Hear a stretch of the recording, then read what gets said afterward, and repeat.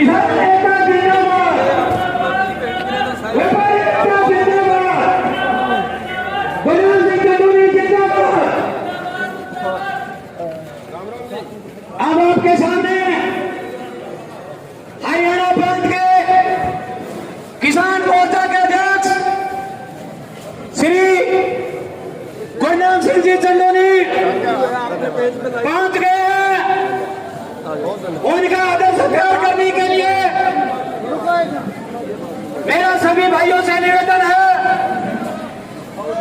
कि आप अपनी हाजिरी छप्पर के नीचे लगाइए और गुरनाम सिंह जी चंदोनी के विचार आप साझा कीजिए।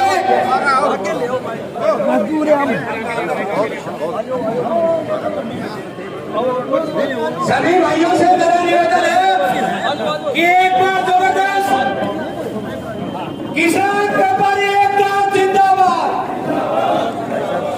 किसान व्यापारी एकता जिंदाबाद। हरियाणा प्रांत के किसान मोर्चा के अध्यक्ष श्री गुरनाम सिंह जी चंदोनी आपके समक्ष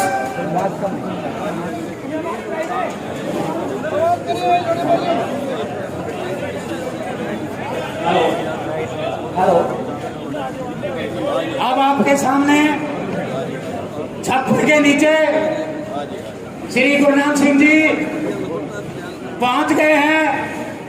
मंडी आदमपुर के सभी व्यापारी तबके से मेरा निवेदन है और जो भी किसान भाई इस वक्त छप्पर के नीचे दाएं बाएं खड़े हैं, जो भी मेरे पिता समान बुजुर्गों, नौजवान साथियों, मेरे आड़ती भाइयों, व्यापारी भाइयों, सारा ना भारतीय किसान यूनियन चंदोनी की तरफ से राम राम। देखिए, आज कल्ला किसान का काम नहीं है, यो आज हमारा सारा का काम है।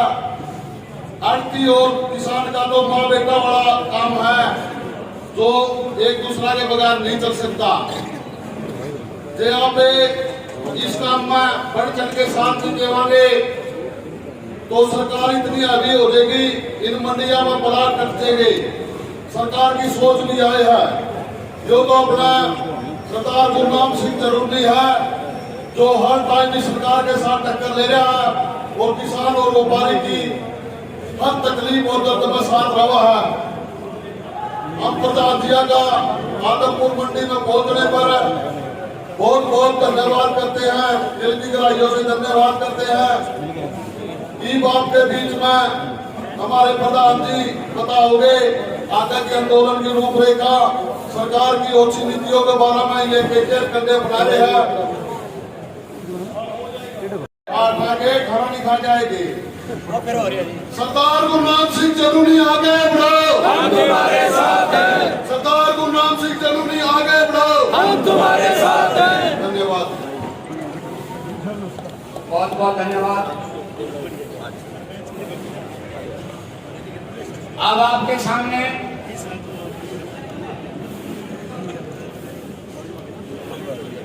मंडी आदमपुर से ही श्री भूपेंद्र सिंह जी कासमिया, माननीय श्री राम प्रताप जी, श्री बेलूराम जी, पूर्व प्रधान है श्री नथुराम जी, श्री हनुमान प्रसाद जी, माननीय श्री भट्टी सिंह जी, सभी माननीय हमारे व्यापारीगण, हमारे व्यापार मंडल के सभी साथीगण, हमारे आड़ती भाई, हमारे किसान भाई, हमारे सभी मजदूर भाई, हमारे मुनीम भाई, सभी सम्माननीय है, आदरणीय है और इन कानूनों से हम सभी का शोषण होने वाला है। साथियों, ये जो कानून बनाए हैं इससे सबसे पहला अटैक मंडियों पे किया गया। सर छोटूराम ने जो मंडियां बनवाई थी और सिस्टम खड़ा किया था कि किसान की लूट ना हो। अब पीएम को बिचौलिए बता रहे हैं, उनको ये भी नहीं पता बिचौलिया क्या होता है और आरती क्या होता है। जो सिस्टम खड़ा किया था, पहले व्यापारी हमारे घर से खरीदता था, हमें क्या पता बाजार में क्या भाव है। उन्होंने सिस्टम खड़ा किया था कि मंडी में हर आदमी मंडी में लेके आएगा और व्यापारी पे पाबंदी लगा दी कि व्यापारी किसी के घर से नहीं खरीद सकता, उसको मंडी से ही खरीदना पड़ेगा। और जब मंडी से खरीदना पड़ेगा तो सारे व्यापारी इकट्ठे होकर बोली देंगे और उसको उच्चतम भाव जो सबसे महंगे भाव पे खरीदेगा उसको मिल जाएगी। और उसके बाद उसमें एक और सिस्टम सुधारा गया कि कल अगर व्यापारी पूल कर लें तो उसका इलाज क्या हो। उसके लिए पंजाब में रेफर और हरियाणा में हेफर सरकार की एजेंसियां खड़ी की गई कि सरकार की भी एक एजेंसी व्यापारियों के मुकाबले में बोली गई और उस बोली में जो उच्चतम लेगा सरकार भी खरीद सकती है और व्यापारी भी खरीद सकता है, लेकिन किसान को भाव पूरा मिलेगा। किसान की जिम्मेवारी मंडी तक ले जाना होगी, आगे उसको आड़ती संभालेगा, सफाई कराएगा, व्यापारी ढूंढ के लाएगा, बोली कराएगा, पेमेंट की जिम्मेवारी आड़ती की। ये नहीं है व्यापारी पैसे मार के भाग गया और वो किसान का मरेगा, वो पैसा आड़ती का मरेगा। ये व्यवस्था साथ में की और उसके बदले आड़ती को 2% कमीशन मिलेगी, अब उसकी 2.5% ये उसको कमीशन मिलेगी। ये सिस्टम खड़ा किया भाई, आड़ती का मेहनत करना हो और रिस्क भी हो। अब आप देखिए, मेरे ख्याल से कोई मंडी ऐसी नहीं है जिसमें व्यापारियों ने पैसा नहीं मारे। जो इंद्री मंडी है, वेस्ट फूलवाड़ा है, सैकड़ों करोड़ पिछले साल मांग लिए, सारे का सारा पैसा आड़तियों का मिला, किसान का रुपया भी नहीं मिला, सब पैसा आड़तियों का मिला। अगर व्यापारी पैसे मारता है तो वो आड़ती का मरेगा, अगर कोई कंपनी वाला माल खरीदता है तो वो आड़ती का मरेगा, किसान पे आशा नहीं आएगा। और अब जो सिस्टम इन्होंने मध्य प्रदेश में इन्होंने खरीद की, मध्य प्रदेश में तो कितने व्यापारी ऐसे पैसे लेके गए कोर्ट का काम। अब इन्होंने क्या कर दिया, एक पैन कार्ड होना चाहिए, चाहे वो रिक्शे वाले का हो, उस पैन कार्ड पर वो खरीद सकता है, किसान के खेत में जाकर खरीद सकता है, किसान के घर से खरीद सकता है, अपनी जो उसका संस्कार को।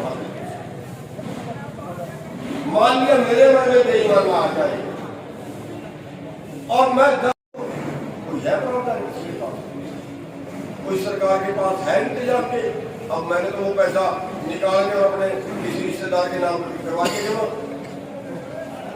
मेरे पास तो है नहीं, फिर मेरे से वसूल लेंगे कैसे और सरकार देगी नहीं, तो ये लूट का धंधा हो। अब इस 2.5% कमीशन में आपको बिचौलिया बता दिया। अरे बिचौलिए सुनिए कौन होते। रिलायंस ने सेब का सौदा किया हिमाचल से और सेब का सौदा किया 30 रुपये किलो का, 30 रुपये किलो में ग्रेडिंग कर दी। जब लेने का टाइम आया एग्रीमेंट कर लिया। आप बैंक से लोन लेते हैं 108 जगह 112 जगह साइन होते हैं, कोई पढ़ता है एग्रीमेंट? और जो उनके पक्ष की शर्त तो छोटी सी लिखेंगे तो हमारे पक्ष की बड़ी सी। इन्होंने एग्रीमेंट कर लिया सेब का और सेब का 30 रुपये किलो में खरीद के ग्रेडिंग कर दी। ग्रेडिंग में जो बढ़िया टॉपर सेब था वो रखे और जो टॉपर सेब था वो जाके मूंग की स्प्रे की जाली में डाला, 100 के ऊपर लगाया और वो बेचा 120 रुपए की। 120 रुपए किलो, 30 रुपए किलो बेचने वाले को मिला 30 रुपए किलो, और 30 रुपए किलो टॉपर से का मिला, बाकी का बोरी बड़ा बच गया बेचारा 5 रुपए किलो, और उसको कौन खरीदता था? अब ये है दलाली। खाने वाले को मिला 120 रुपए किलो, बेचने वाले को मिला 30 रुपए किलो। ये है डाका, इसको बोलते हैं डाका। 4 साल पहले दाल से स्टॉक सीमा हटाई थी महाराष्ट्र की सरकार ने। शायद आपको नहीं पता क्या हुआ था, पूरे देश को नहीं पता। एक चिट्ठी लिखी, देश के सामने नहीं आई, हमें भी साल 2 साल बाद पता चला कि हुआ क्या। आखिर एक चिट्ठी लिखी कि महाराष्ट्र में दाल की स्टॉक सीमा हटा दी, और चंद व्यापारियों ने, अखबारों में न्यूज में नहीं आई, चंद व्यापारियों ने देसी दाल खरीदी। व्यापारी नहीं बोल कह सकते, चंद पूंजीपतियों, और 50 रुपए किलो खरीदे, 200 रुपए किलो में बेची। 7 या 8 लोग थे सारे देश में। अब उनको आप व्यापारी कह लो, उनको आप पूंजीपति कह लो। व्यापारी तो बेचारे हमारे ये भी हैं जो 1000 रुपये खरीद के रख लेते हैं। अब इनको वाला भी नंबर पड़ गया, क्यों? बड़ी मछली छोटी मछली को खाती है। अब इनको, जिनको हम व्यापारी बोलते हैं ना, ये व्यापारी नहीं बचेंगे। जिनको हम कमीशन एजेंट बोलते हैं, ये नहीं बचेंगे, नंबर पड़ गया सब। अब बता रहे हैं अंबानी ने 1 लाख करोड़ कमाया था अकेली दाल में, मरेंगे तो वहां आगे। अभी जो व्यवस्था है ये तो हमारी टॉपर व्यवस्था है। यहाँ कितना बड़ा व्यापारी है कोई, इसको हम व्यापारी गिने के जो 1000 रुपये रख लेगा, 2000 5000 रुपये रख लेगा। ये तो एक व्यवस्था का हिस्सा है। व्यापारी तो वो है जो 2-2 लाख टन के गोदाम बना रहे हैं। कई पंजाब में बन गए, कई हरियाणा में बन गए, और आपने देखा होगा इलाहाबाद में, कैथल में आपने देखा होगा ना। अब मंडी में नहीं आएगी, सीधी ट्राली गई, अनलोड हुई, सफाई हुई, आगे गई, पर्ची ले जा, और गोदाम में सारी लेबर खत्म, सारे बारदाना खत्म, सारी कमीशन खत्म, सारे झंझट खत्म, और टोटल का टोटल मुनाफा अकेले अडानी। और ट्रेन जाती है अंदर, गोदाम से सीधी ट्रेन में बेल्ट से जाएगी, डिब्बा भरेगा, सील होगा। ट्रेन खुद की, ट्रेन भी खुद की है अडानी। आपने शायद देखी नहीं होगी, मालगाड़ियां अडानी ने अपने बना दी। तो ये पूरा जो देश का एग्रो बिजनेस है, ये खेती का कानून नहीं है, ये है खेती व्यापार कानून। जो टोटल खेती का व्यापार है उसमें मजदूर से लेके व्यापारी तक जो मुनाफा है वो सारा एक ही आदमी का होगा। अब वो लाखों करोड़ों लोगों का है, वो लाखों करोड़ों लोगों के हिस्से का जो पैसा है वो चंद पूंजीपतियों के पास जाएगा, और चंद पूंजीपति उनका हाल फिर ये होगा, वो खरीदेंगे वर्ल्ड मार्केट के रेट पे। WTO में चले गए ना, वर्ल्ड मार्केट के रेट पे। वर्ल्ड मार्केट में इस बार गेहूं का रेट 1500 रुपए था। धान अगर हम देखें बिहार के 1100 रुपए है। सरसों आप बेचते हो तो 3200-3500 के बीच है। वर्ल्ड मार्केट में इस बार थोड़ा महंगा, मलेशिया से तेल कम मंगाया। तो उस स्थिति में हम खेती करने का भी नहीं बचेंगे। पिछले 8 साल से जमीन के रेट डाउन जा रहे हैं।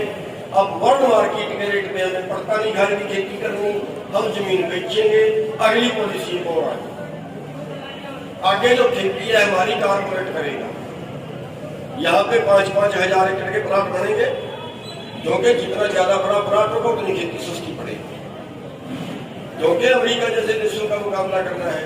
अब वो सिस्टम बीच में आए, यानी हमारी 65% लोग, जिसमें किसान, मजदूर, मुनीम, आड़ती, व्यापारी, दुकान वाले, जो इस धंधे से जीवित, जिनका रोजगार है, वो सारा रोजगार चौक होगा।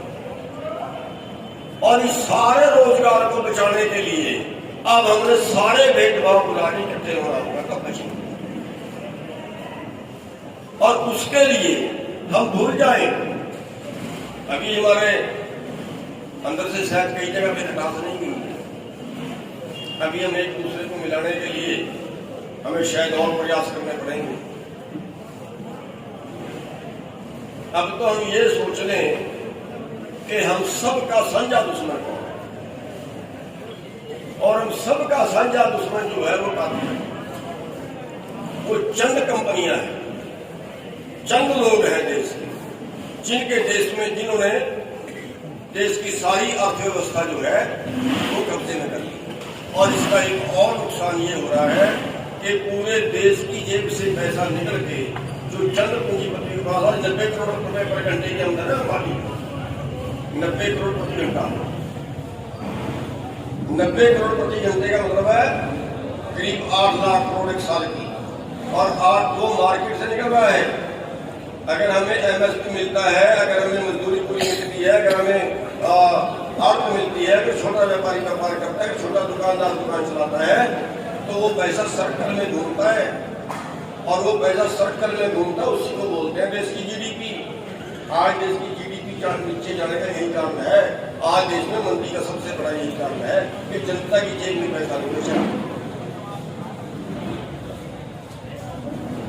ये देश की जो सर्कल में पैसा घूमता है, ये दुकान वाले की दुकान में यही पैसा चलाता है, और दुकान वाला इंडस्ट्री में जाता है, उसकी छोटी इंडस्ट्री भी वही चलाता है। छोटी इंडस्ट्री आज छोटी इंडस्ट्री खत्म, छोटा व्यापारी खत्म, आर्थिक खत्म, बाकी धंधे खत्म, छोटी दुकान भी खत्म, कोई बड़े बड़े मॉल आ गए। तो साथियों, ये एक व्यवस्था है, इस व्यवस्था के खिलाफ हमने लड़ा, और इस व्यवस्था के खिलाफ लड़ने के लिए, पूंजीवादी व्यवस्था के खिलाफ लड़ने के लिए, देखिए वैसे तो सब काम करते हैं, सब लालच करते हैं। अगर मेरे को यहाँ पे 200 रुपये मजदूरी मिल रही है और वहाँ 250 मिल रही है, तो 250 वाला भी जाऊंगा, इसमें तो कोई शक नहीं। परिवार को सबको चला रहे हैं, लालच तो सारे हैं। लेकिन आज का जो टाइम है उसको पूंजीवाद नहीं बोलते कि यहाँ से 200 मिल रहे हैं, वहाँ 250 मिल रहे हैं, वहाँ पे कर ले, उसको पूंजीवाद नहीं बोलते। पूंजीवाद तो वो है कि सारे देश का पैसा चंद लोगों के पास चला जाए, वो पॉलिसी से चला जाए, वो कानून बना के चला जाए।